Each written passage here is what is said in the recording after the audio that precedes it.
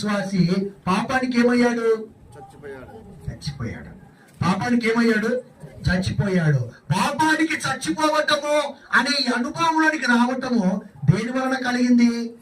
సిలువ వలన కలిగింది. కాబట్టి పౌలు అంటున్నాడు, ఆ సిలువ యందు తప్ప మరి దేని యందు నేను అతిశయించను. ఎందుకంటే ఇదిగో నేను పాపమునకు చచ్చిపోవడానికి, ఇదిగో లోకము నుంచి నేను వేరవటానికి, లోకము నుంచి నేను ప్రత్యేకించబడటానికి, లోకములో నుంచి ఏర్పరచబడి ఎన్నికలోనికి రావటానికి, కృప ఏర్పాటులోనికి రావటానికి, కృపలోనికి రావటానికి కారణం ఏమైందంటే ఇదిగో సిలువ కారణమైంది. కాబట్టి ఆ సిలువ యందే తప్ప మరి దేని యందు నేను అతిశయించను, మరి దేని యందు నేను అతిశయించను అని మాట్లాడుతున్నాడు.